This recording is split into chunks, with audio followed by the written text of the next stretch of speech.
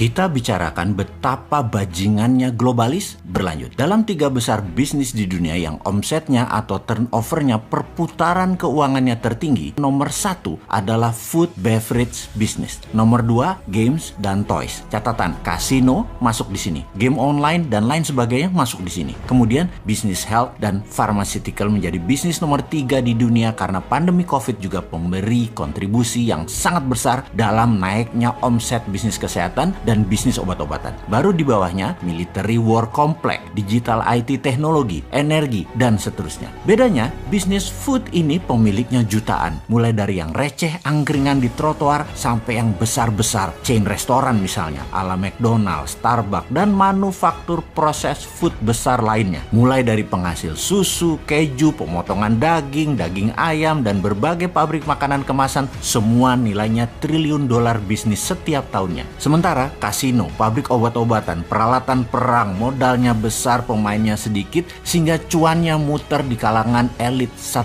manusia. Kemudian dunia farmasi yang sangat bergantung kepada orang sakit menjadi nilai bisnis yang sangat besar nomor 3 di dunia saat ini. Sengaja kita gunakan huruf besar atau huruf kapital di dalam kalimat bergantung kepada orang sakit. Karena kebanyakan orang yang sakit adalah diciptakan. Benar, penyakit di tubuh manusia adalah ciptaan manusia sendiri yang memang bercita-cita ingin membuat orang tidak sehat. Sungguh, perang kesehatan awalnya dimainkan di tahun 1940-an akhir setelah Perang Dunia Kedua, dan para pemain bisnis makanan proses atau processing food lah yang memulainya. Perang ini adalah bagaimana membuat orang bergantung dalam tanda petik kepada produsen makanan, yaitu pada mereka. Walau berefek negatif buat kesehatan, mereka nggak peduli. Diawalinya semua itu di mana? Di Amerika. Protein dari binatang seperti telur, susu sapi dianggap baik buat manusia. Juga daging atau red meat dianggap membuat protein binatang itu sangat cocok dan baik buat manusia menjadi kuat. Itu disebut propaganda. Studi terbaru ternyata ini semua mitos. Telur dan susu binatang tidak terlalu baik buat manusia dalam jangka panjang dalam jumlah besar.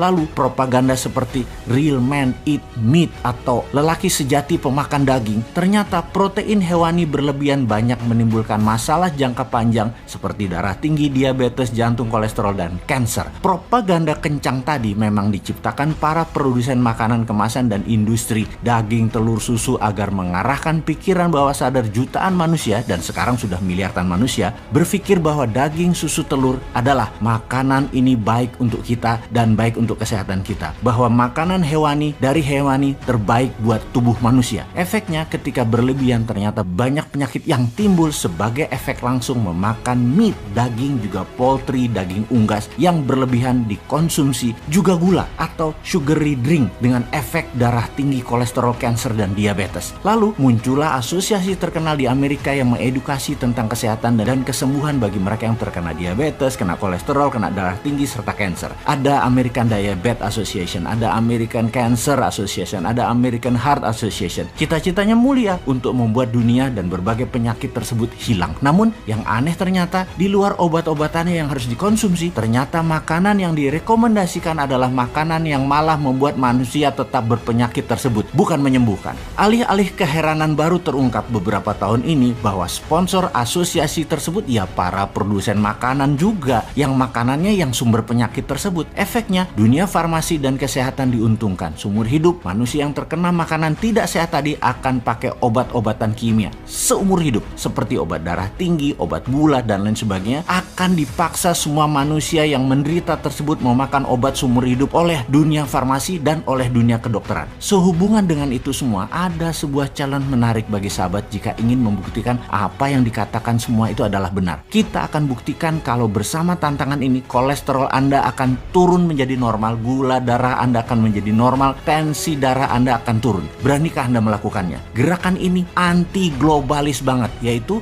makan makanan selama 2 minggu ke depan semuanya plant-based food, makanan berbasis sayuran, makanan asli Indonesia, makanan yang terbuat dari tanaman, makanan seperti lodeh, gudeg, cah kangkung, dan banyak lagi. Nasi merah kalau perlu, juga rebusan tela, ubi, talas, makanan tradisional, jajanan tradisional, banyak banget lainnya termasuk gado-gado, pecel, terong balado, salad buah, dressingnya hanya jeruk lemon, dan tapi kalau buah terpaksa non durian dulu, dan lain sebagainya selama 2 minggu. Atau banyak kok restoran vegan di semua kota di Indonesia yang sudah punya punya makanan plant-based food ini. Lakukan tes darah sebelumnya dan lakukan di hari ke-15 setelah melaksanakan plant-based food ini. Garansi semuanya akan normal kembali dan Anda tidak perlu obat-obatan kimia lagi. Stop makanan pabrikan, stop makanan dalam kemasan, stop makanan processed food. Mau itu Indomie, sosis, juga daging merah, daging putih, apa aja. Anda tidak perlu mediator lagi untuk mendapatkan protein. Nggak perlu sapi, nggak perlu kambing. Itu semua mediator. Makan aja plant-based food. Anda akan lebih kuat dari Anda sebelumnya dan lebih sehat. Informasi ini hanya bentuk pernyataan bahwa kita anti globalis, termasuk pemahaman globalis yang tidak sehat dan membuat manusia selalu bergantung pada obat kimia. Selamat bergabung menjadi vegan selama 2 minggu ke depan.